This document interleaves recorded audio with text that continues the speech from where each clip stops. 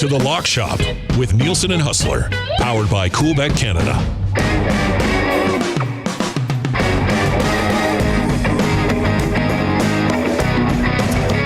It is 11:06, and you are listening and watching The Lock Shop here on Edmonton Sports Talk. Trev, turn me up a little bit when you get a chance. Pat Gregoire is going to pop by and join us as well. The Lock Shop, as always, brought to you by great partners over at Coolbet. If you have not yet signed up for an account at Coolbet, you're going to want to use the code LOCKSHOP. When you do, you get a 100% deposit bonus on your initial deposit up to 200 smackaroos. Let's bring in Huss. Were the Winnipeg Jets last night laying the smackdown on the Edmonton Oilers 6-0. Huss, look at that smile on Winnipeg Sports Talk right now. Disgusting. I'm disgusted, Huss. I'd be lying if I said I wasn't looking forward to the Lock Shop today.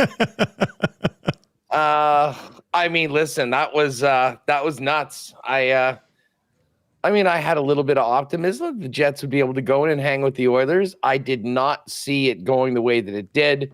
It was basically the perfect night for Winnipeg and an absolute disaster for the Oilers. I will say this. Like, I know Stuart Skinner's going to take a lot of heat, and he was not good, and they got him out of the net, and he's probably going to take a month to get over, numbers-wise, what happened in game number 1. But I'll say this. Connor Hellebuck, he made some big saves in that first period. I mean, as much as the Jets made good on a few of their chances, it wasn't like the Oilers had nothing. I thought Hellebuck made a couple great plays with his stick on rushes in close to the net and was just positionally brilliant. And, we haven't talked a lot about this on WST because, frankly, I didn't want to make too big of a deal of it. But Hellebuck gave up 8 goals in 2 periods in the preseason a week ago against the Minnesota Wild. And I don't know whether that just sort of, he got it all out in the preseason or what, but he was the guy last night that really set them on the course that they went, and everyone else picked up. I will say this, though.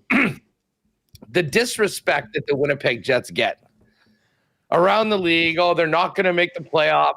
Like Luke Gadzik. Gadzik's on the panel last night saying, no, they're not making the playoffs. And they go, okay, why? They're just not. Like, these people don't watch the Winnipeg Jets. It's like they completely forgot this was a team that had the best goals against in the league last year at 110 points.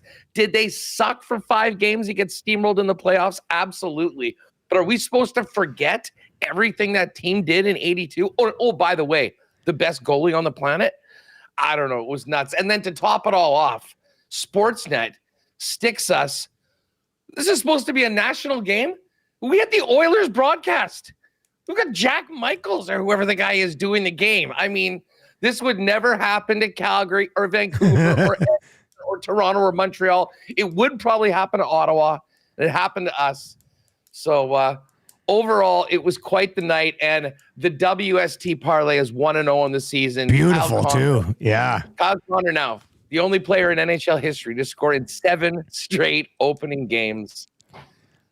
We will certainly take it, but I love the fire. I love the fire. I think Jack, like I think when it's Oilers like games that are national this year, I think they're just letting Jack call them.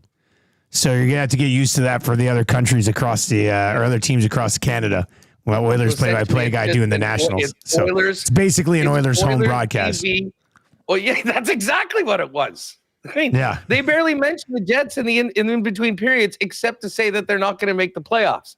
Although Colby Armstrong did some pretty good tap dancing because they had to go with these takes after the first period, and then they went back on after the second period. And let's just say that those takes would have belonged in Scalding Hot Take on the Nielson show in the morning. So a couple of things. First of all, on the Oilers front. Like the Jets, it was way too easy for the Jets in the offensive zone last night. Like on the rush, on the cycle, it was like they could pass it from one side of the offensive zone to the other untouched.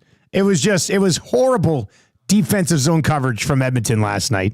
You're right. I do agree with you. Hellebuck, I thought, made some pretty good saves early. Skinner made a breakaway save like a minute into the bloody game. And I was like, oh, all right, he's settling in. And then there was a few that he would definitely want back. I am with you on the Jets, though. I don't know where we had Bruce Boudreau on today. Bruce Boudreau is going to be joining us twice a month. And we had him on today, and he was beautiful. And I said to him, I should have seen it. God, what a guy. He was like right up close against his camera. So it was like just his face for like the first 2 minutes. And then I said to him, I said, Bruce, you can sit back a little bit. So he sat back, and it was good. But man, we talked wrestling. We talked about McMahon. Anyway, he's great. But I asked him, I said, well, what do you think about the Jets? He goes, I don't know why nobody's giving the Jets any love. Like it's like people watched them only in the playoffs last year. You know, they've got Velarde healthy. They still have Connor Hellebuck. They had 110 points last year or whatever it was with special teams that sucked. Like if their special teams get things sorted out, the Winnipeg Jets are going to be a very good team. Now 6-0 getting spanked in game 1. Edmonton's got to be better than that. But people are acting like the Chicago Blackhawks came in here and beat them 6-0, and that's not going to happen until Saturday. So you don't have to worry about that. It's just I don't know. I don't understand why the Jets somehow can still like it's almost like they think I guess the coaching change is going to step them back significantly. Maybe I don't know. I can't think of any other reason. It's lazy and it's uninformed. And I mean, as I say, Sportsnet last night has already given playoff spots to the Leafs, the Oilers, and the Canucks. They're in. And then can any other Canadian team? I mean, for crying out loud, the Jets had a better record than all of those teams last year. So anyways, but I am here for the disrespect. I hope it's sort of, it kind of seemed last night, and from listening to the Jets afterwards, that they're hearing all this stuff. And it's a really interesting team because there's a bunch of guys on expiring contracts. There's some talented young players that are right on the cusp of taking jobs. I mean, we could have a situation that this really does bring out the best in all of these guys who are looking to either get more contracts or, establish themselves in a pretty competitive roster. Like how was the Nielson show this morning? How do you think it was, us? Well, I mean, the thing is, you guys are a market where your team was the worst in the National Hockey League in late November last year and made it to Game 7 of the Stanley Cup Final. So I hope that the overreaction wasn't too great. Although I will say this, for a team that did so well last year, it's a lot of turnover. Yes, it is. And I can't say that the new bodies, particularly the blue line, as you pointed out, it certainly seems like a work in progress right now. Like outside of, and this isn't even exaggeration. Outside of Arvidsson, every other player they brought in was a downgrade on what they lost.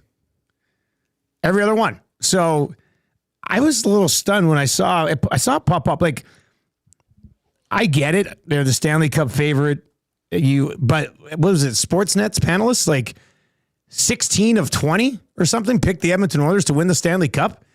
It's I don't know. This is dangerous for a team. I'm telling you right now, it's dangerous for a team. You already have the cup hangover, how much they played, how hard it was to get to that point and falling just short. And then you have everyone essentially just putting them in the cup final again this year. You got to earn your way into the playoffs. And listen, I'm not for a minute suggesting the Oilers are not going to be there. I mean, they're just too good. They're too talented. They got 97. They've got 29. But like the regular season is not just a formality. I mean, you have to go out and play these games. And I mean, I think that there's a lot of really good teams in the West. I mean, you look at the Dallas Stars, the Colorado Avalanche. Vegas put up 8 last night. Like the division that the Oilers are in is pretty weak overall. I mean, you've got those San Jose and Anaheim at the bottom, but there's a lot of work to be done. What did Knobloch have to say? Like, how was his sort of reaction? It was pretty vanilla. It was pretty vanilla after. Like it was. We played a part of it this morning. There really wasn't too much coming out of there from Knobloch. It's not like he was fired up. He seems like a pretty composed individual anyway. So he really didn't have anything. He did say he didn't think any of the goals on Skinner were bad. I would probably disagree with that. I think there's a couple that Skinner would have liked to have had back, but it's tough when you got the best goalie in the world, in my opinion, at the other end of the ice, making pretty difficult saves just look routine. And that's what the best guys do. That's just how it always has worked. You know what? We should maybe bring Patty in for this next part of the conversation because, as I mentioned, Sportsnet has already put X's beside the Oilers, the Canucks, and the Leafs all three teams lost last night. Which was the worst loss? The Oilers getting creamed by the Jets. We asked this morning on our show. The Canucks blowing a 3-goal lead and losing an OT to the Flames, or the Leafs getting absolutely stoned by Samuel Montembeault. What did he make? 47 saves? 48, I think they gave him credit for last night. I think the Leafs is probably the least. I mean, you can live with that. Every now and then you're going to get goalied. I said it was the Canucks. Like the Canucks, that's a tough one. You're up 4-1. Great start against Calgary. What did I rank them? I did all of the games last night. I ranked them. The Canucks loss stings the most. Then I put the Oilers. Then I get the Penguins getting rung up 6-0 at home at the hands of the Rangers. Then I went to the Leafs. And then I went to Colorado getting doubled up 8-4. In Vegas. So a very interesting night for some teams that we do expect to be pretty good. There's Pat Gregoire from Coolbet joining us. If you are listening on TuneIn or iHeart or at EdmontonSportsTalk.com, of course, you can text us anytime, 780-218-9999. You can also hit us up over in the on the text line. Somebody texted in a Photoshop of a ride with Huss. I just tweeted it at you, Huss. Go check it out. It looks pretty thug. I think you're on Ice Cube. Your Ice Cube's body in front of his Impala, and it looks pretty good. You can barely tell it's a Photoshop. Actually, it's it's real nice. Yeah, I need to see this. You gotta check it out. I just tweeted it, Patty. You're gonna like it. It's pretty sick. Nice job, Waddy. Waddy and Cloverdale put that threw that over Waddy to us. Waddy and Cloverdale. Yeah. Was Waddy with us on the WST parlay last night? I know. He must have been. He absolutely must have been. Patty, what about that loss for the Leafs last night, man? Where's the sting level on that? It stings, obviously, because it's the Habs. I know it's an all-time photo. It's an all-time photo, Huss. Sorry, the reason why I'm also laughing is that Surveyor Brett just sent me a screen cap of Boudreaux on the show with you, and you can just see one of his eyes, like half his nose, like this much of his face. That's good. Sorry, Pat.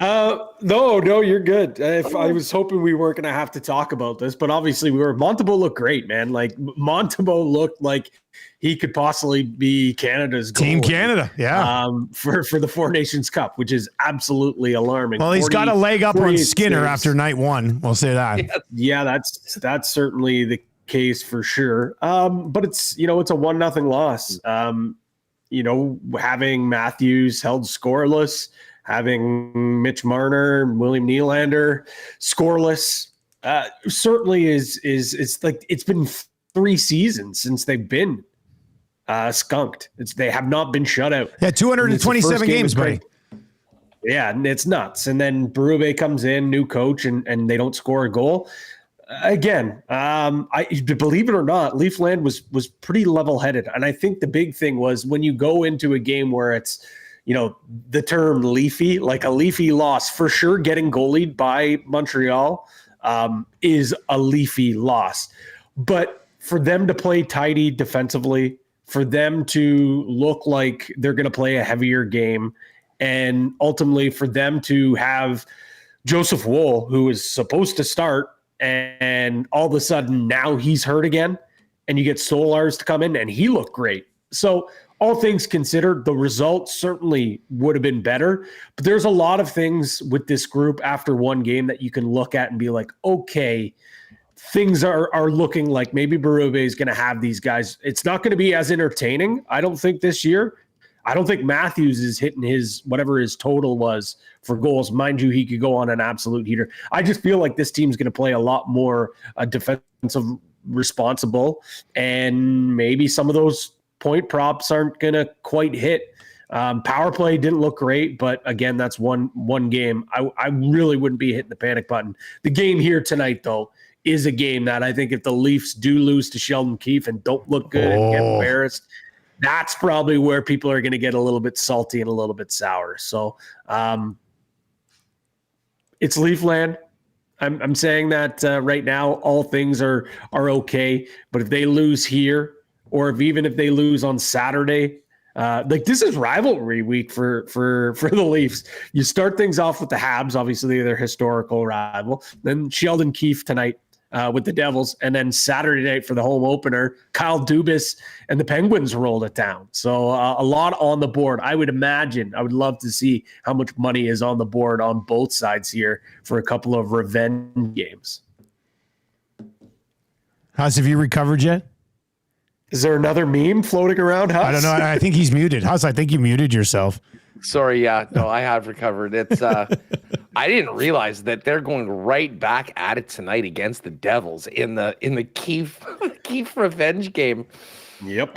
We got a good slate tonight. A ton of games. It's a Thursday night, man. We're back. This night tonight, fellas, like find a comfy spot on the couch and put a shift in. Like, I don't know if you saw the tweet from Coolbet this morning, but we've got Thursday night football, 9 NHL games, 2 MLB postseason games, and if you're looking for more sports, also 3 college football games. And the disrespect for NBA preseason continues. Unbelievable.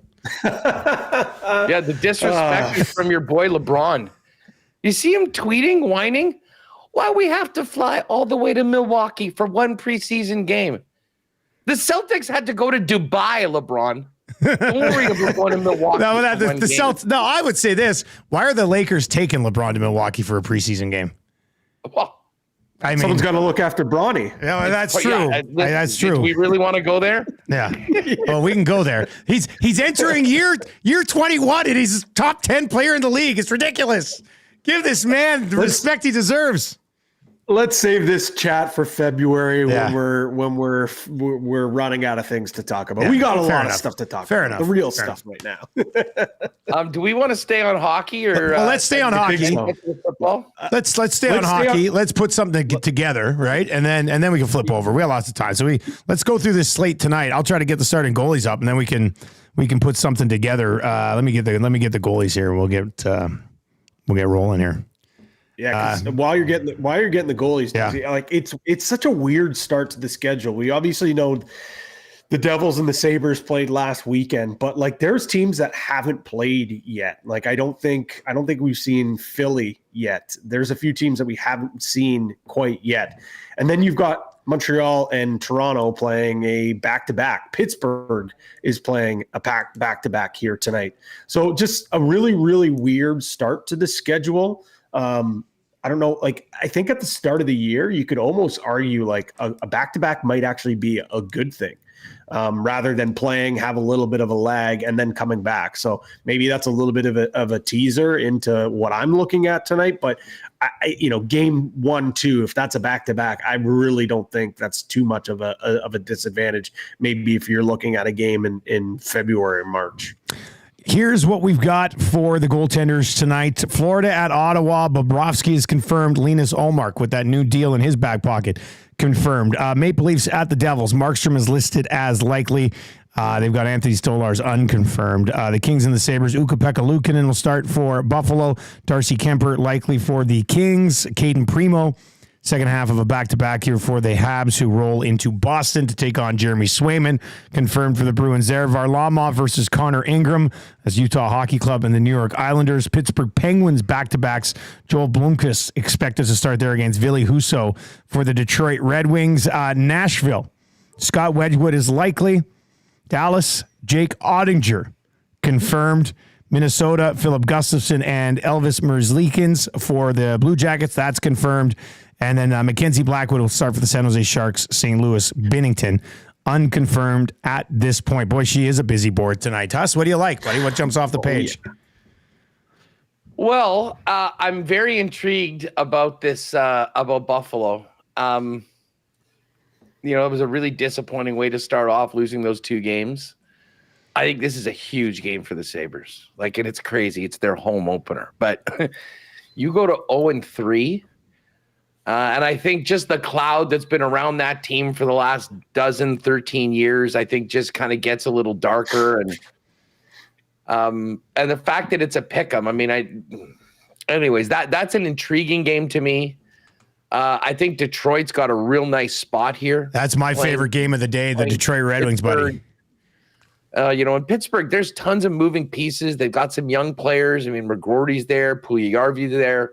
I think got just simply outclassed last night. No, sometimes it's good. You get waxed like that. Sometimes it's good to get right back out there the next night. So we'll see. But I'm sort of leaning with you on Pittsburgh. And then just looking at a money line play, I do like St. Louis at minus 159 in San Jose. I thought St. Louis showed well in their win against Seattle in their first game. And, they got to take advantage of the schedule right off the bat against the San Jose Sharks. So that's a team. Oh, wow. And then the Preds, the new look Preds, the off-season champions. They're going to raise the off-season champions banner before the game tonight. And then they're going to drop the puck. But, Dallas is still the team to beat in that division. That's going to be a great game. I'll probably tune in for that one. Does it take a little while for Nashville to get going? I still think Dallas probably should be the favorite in that one, but it's a pretty short number at just a minus 122. So those are a few of the ones that I like. And I guess it's the Islanders home opener as well. I do like teams, despite what happened yesterday, I do kind of like teams in their home opener, especially if they played before. Islanders haven't. Minus 154 on the island. I love Detroit. I'm with you on Detroit. I think that's like an early season number on the San Jose Sharks. Like, how many teams aren't going to be minus 200 at some point? Like right away here against the San Jose Sharks. You get the St. Louis Blues at minus 159. Absolutely love that one. I've already put those two in and got on it right now, even though we're probably going to throw in a third game. And let's see what else. Pat, what else? What do you like tonight in the National Hockey League, buddy? What else can we throw in here? Well, two of them you already talked about. Detroit, I agree with you guys on that one. I like the Blues as well. I thought the Blues looked really good in their opener. I thought that they looked quite strong. And I'm kind of I haven't checked the player props yet. But looking at what do we got here? Kyrou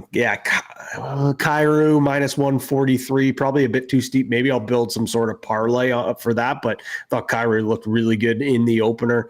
And it's the Sharks. I know they've got some new shiny toys, but it's going to take them a while to climatize to the National Hockey League. The other one for me is a team coming off the doubleheader.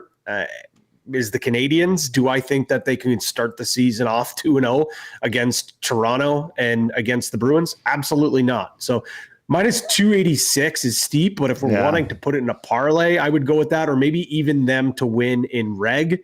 The puck line's only minus 112.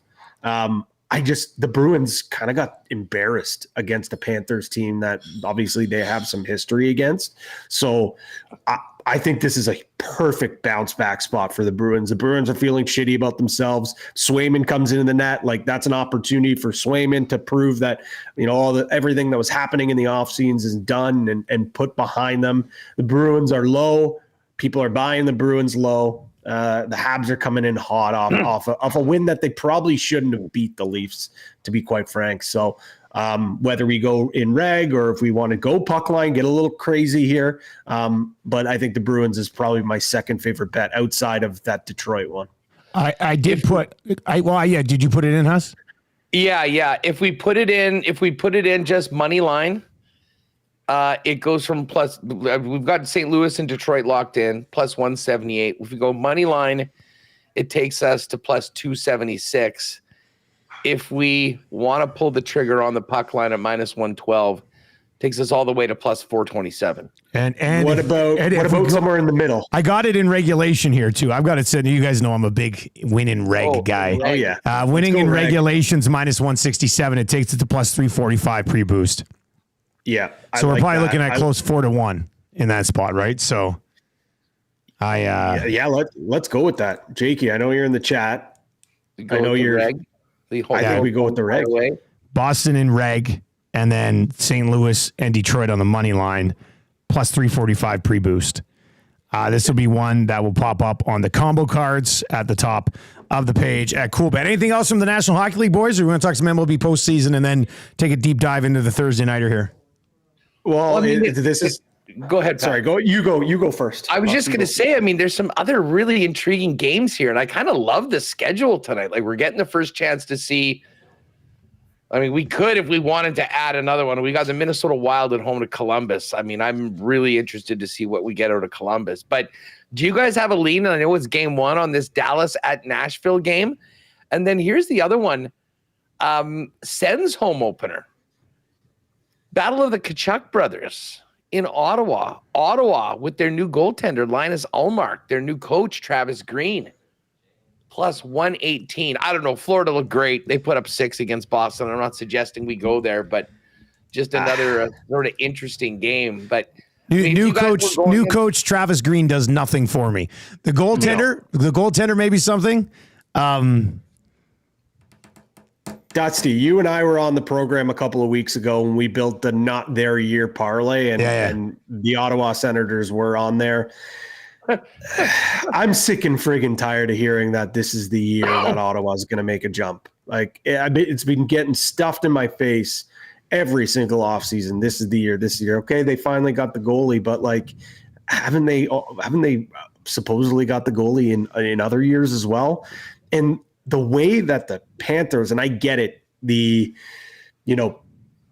was banner raising night. It was against a Ottawa's team goalie last year. Oh, yeah. I think the Panthers could be on a collision course just to get back to the finals here. If they play the way that they played the other night, this could be a letdown spot. Their heads could be in different spots right now with, uncertainty, what's going on in their home state right now with Hurricane Milton. That also could be a rallying point as well, too. So for me, it probably a stay away game, but if I had to play it, I'd be looking at Panthers and reg here. I have no faith in this Ottawa team turning things around and finally breaking through. No argument here. the one play that I really like, and it is a little bit of a homer's pick. I'm not taking the Leafs because I think that there's a very good chance that there's a lot of money on the board and the Devils are going to be playing hard for Sheldon Keefe against their former team. But with that being said, I'm going to go to a prop and Austin Matthews to score a goal. Like he usually shows up big in these openers. Think back to his first game of his career. Scores 4 goals against the Ottawa Senators. Last year in the home opener, scored 3 goals. Like that Terry was on to start the year was insane. He gets held scoreless. I don't see that happening again. And historically against the Devils as well, like he's been really good against the Devils in his career. 13 goals in 10 games and scored in 4 straight games against New Jersey. It's against his old coach who, there have been some reports that things weren't all as sunshine and roses between the core 4 and Sheldon Keefe near the end of things. And I know you could say, well, Markstrom's in net now. It's a different goalie. I don't know how much I look into those Devils numbers. Well, he's in 13 games going up against Markstrom. He scored 7 times. So I think Poppy finds the back of the net. I don't know if they win the game. I would probably lean to bet the Devils to win this game. But I think Matthews is fine in the back of the net. There's no way he starts the season off no goals in 2 games. Do we know what the DGen Den is doing tonight? From the sounds of it, it could be an absolute winner. Like plus 3,000. This is a heat check for them. They've been on fire, but it sounds like it's. I think. Correct me if I'm wrong, chat, but I think I saw something that it was going to be plus something crazy. Sounds exactly what you'd expect from a DGen Den. Yeah, that's they're not rolling out a 3-1. I mean, they're there to take a big shot at it. So there's no teasing in the Den. There's no teasing numbers down. Hey, considering speaking of heat check, the WST parlay coming in, I do have a 3-gamer of games that we have not picked. I put together. Oh, do okay. you want to throw this up as a ride with us? Absolutely. Okay, Let's hear it. I have faith. Buffalo wins their home opener tonight. Buffalo at minus 110. I am taking the Dallas Stars to spoil the party in Nashville. Money line minus 122. And I'm adding the Islanders at home in their home opener against the Utah Hockey Club. It's plus 473 before the boost. So we'll probably get it somewhere in over 5-1. I love that. I do not ride with this guy right now. There's I know. He's so hot. There's images of him popping up online. I felt the fact that there was a GIF made. I felt the pressure that we needed to have. Yeah, you'd have to. Another one to come out. Whether it was the NHL, you'd go to the MLB or the NFL, you had to do something here. And you've inspired me. You have inspired me. I'm putting a Patty Nose puck parlay, going to the prop shop here. Austin Matthews to score a goal. Jordan Kyrou over 1 point. And the rink general, Dylan Gunther. I laughed so hard when you. Is that it? Did you? Get a point. Is that a Pat Gregoire original? It is. I'll take credit for that. That is the moniker that any I've wrestling yes, fans who are familiar with the ring general Gunther. When he called him the rink general, I honest to God, dude, like there's a lot of funny stuff that comes in the group chat. That was an audible LOL for an extended period of time here. Well done. Well done on that. By the way, Matthew Tkachuk has entered the chat. Great to see the Tkachuk boys getting in here. And he's claiming that he will score tonight. Oh, so wow. He's calling his own shot. Tkachuk, anytime goal scorer right here. So, I mean, when the guy comes into your chat and says that he is scoring tonight, I mean, how do I go against that? Tailing. We're rolling. Okay, Major League Baseball. Let's hit this quickly because we want at least 10, 12 minutes for the Thursday nighter. Guardians, Tigers. That gets rolling a little bit later on this afternoon. And then the later game, Yankees and Royals. Padres and Dodgers are slated for Friday. Huss, any thoughts here? Tigers, Guardians, Yankees, Royals. Well, geez. I mean, the Tigers, what a story they are. 1 game away. I think... Weird. I mean, the Tigers don't have a starter yet announced, and the Guardians, Cleveland Guardians are throwing out Bibby. Now, he was a starter, actually had 3 good starts the end of the season, including 4 2/3 of shutout ball against the Tigers on October 5th. So I guess that would have been in the first game of the season, the first series. So he's back. I mean, I like Cleveland, and I would love to pick the Royals, and I will certainly be cheering for the Royals tonight. But I don't have a good feeling looking at that pitching matchup with Michael Wacha going up against Garrett Cole. I think that if you wanted to go, I think Cleveland Yankees. As much as it pains me to say, probably the play tonight.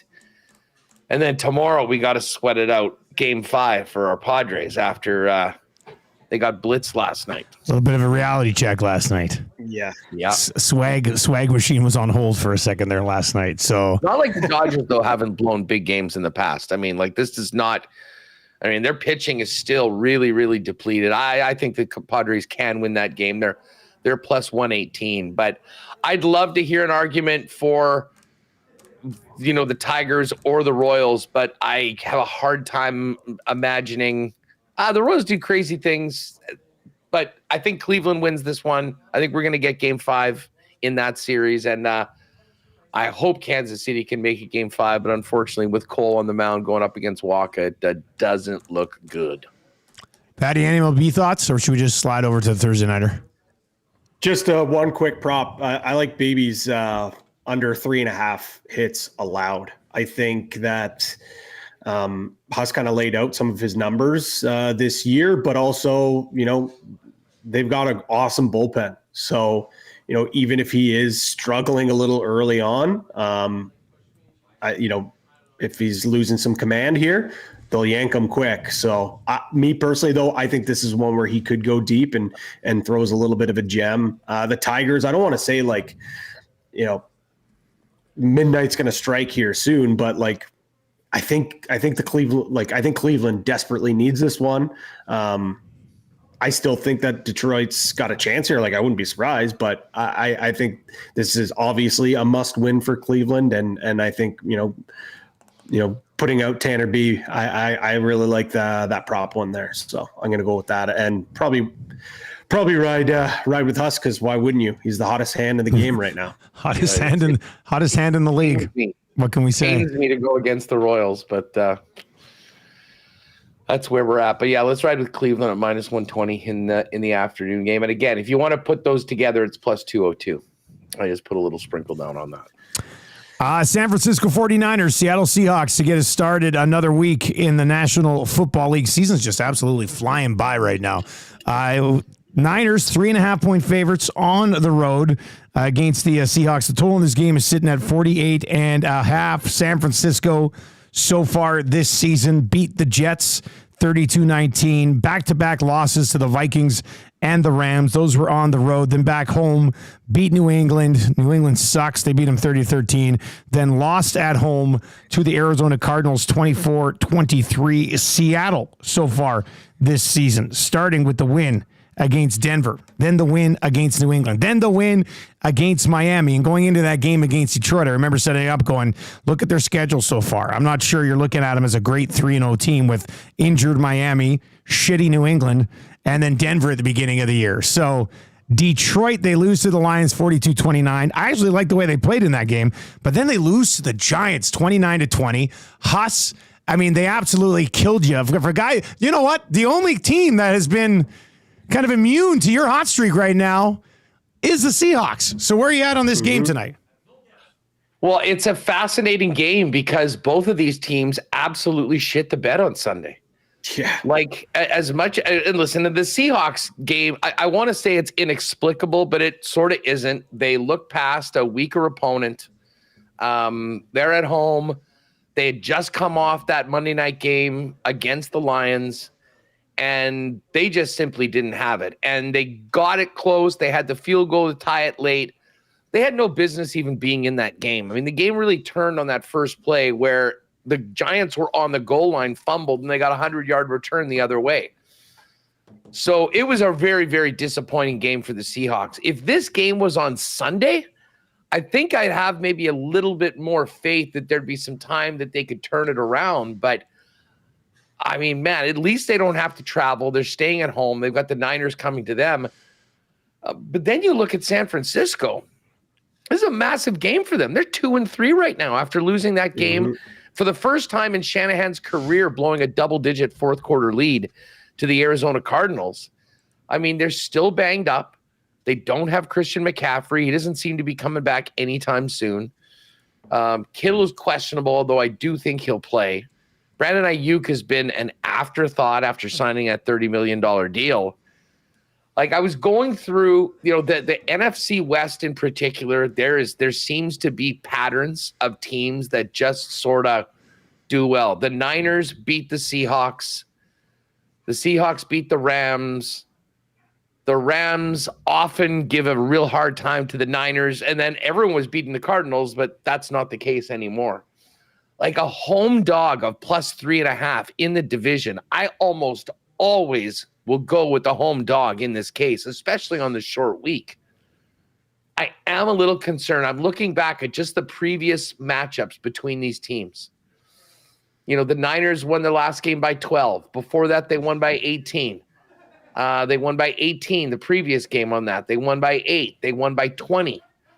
Like you have to go back to December of 2021 for the Seahawks to beat San Francisco. Now, granted, there is a new coach. But I find myself, even in a year where it's been all about underdogs, we're taking home dogs, this line, does it not seem a little fishy? They're just begging us to take Seattle at 3.5 as the home dog right now. And to be honest, at the end of the day, I just think San Francisco is a better team, and I could see them losing this game in other scenarios. But the fact that they're 2-3 could be 2-4 if they lose this game, I kind of think I'm leaning, just laying the points with San Francisco as much as I don't really feel great about doing it. Pat, where you at? This one, it is a fishy line, man. Like I look at it, I'm like, getting the extra hook on Seattle. But where's Jake when you need him? Jake, if you're in the chat, I know. How Jake, fishy is this on a scale of 1 to 10? Let us know. Sorry, Pat, I interrupted. No, you're good. I just, for me, it's a fishy game. It's a stinky game. I guess I probably won't play it unless we build a parlay in a sides there. Then I have no choice. I got to play it.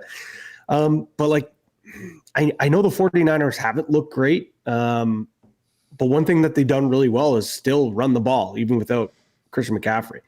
And the Seahawks have just not done a good job at all defending the run. They haven't. Last game, they didn't really do anything right. They got punched in the mouth and looked awful. So I guess I'll go 49ers here if I had to pick a side. But for me, it's probably just, doing a little bit of a deep dive into some props here. But I based off principle, we put the Seahawks on the suspension list. So even if we were leaning Seahawks, we can't do it. Can't do it. I hope for the Seahawks sake, for Seahawks fans' sake, that Kenneth Walker gets a little more involved because for them just ignoring the run game is malpractice, to be quite honest. But again, probably could dive into some props, probably stay away from Kenneth Walker because, again, he's on the suspended list too for our house callers parlay. I think he's suspended for anything right now until he proves, or until his offensive coordinator proves that he's going to be a big part of this plan. Hey, I just have to quickly interject for a minute, and this is about the DGen Den parlay. Okay. We've got an issue with it. Uh-oh. I'm just going through it right now, and it's the usual beauty, where they get these picks. I have no idea. York United /draw and under 4.5. Gunther 3 shots on goal, Raymond point, Josie assist, Neighbors point, Samuel TD. Here's the thing, Moody 1 or more PATs. Moody's out. He's out.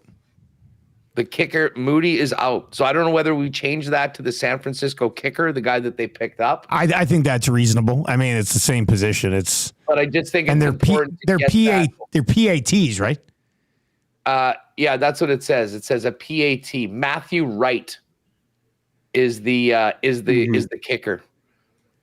So because obviously you can't bet on Jake Moody to get a PAT if he's not going to be playing in the game. No. He's going to be out for a few weeks. So is this already up, Huss, or is this just what they're looking at? It's up right now. I'm reading it right now. So it either just needs to change that or relist it with Wright as the kicker, Pat. I just thought I'd throw that out before people start betting it, and then you realize that, oh, wait a second, we've got a prop up with a guy that can't play. Probably put that over, yeah. I'm sure Jake's probably already on it, so we'll get that. Yeah, down if Jake's watching, he'll get that. He'll take that down and fix it. For sure. I would say though, it's not like we can just change the kicker, to be quite honest, because it's some guy off the street in comparison to someone who's an established. So might just have to take that one out, you think?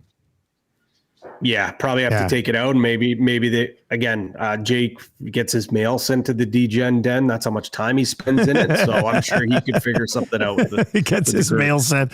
All right, player props, guys. We got to put together a lock shot partner parlay for tonight. What do we like? Mason leading this game in rushing is -159. Which I think we got to have that on in the parlay tonight. That's what I would throw. Sorry, Pat, if that was your one. I saw that. I was like, man, we got to throw that in for sure. So I love Mason leading the game in rushing -159.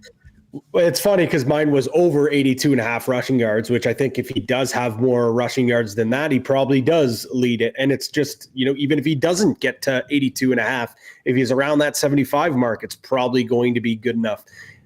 He's had at least 89 rushing yards in 4 of his 5 games. He only missed 83 once, and he had 77 in that game. Tyrone Tracy Jr. last week put up 129 yards against this defense.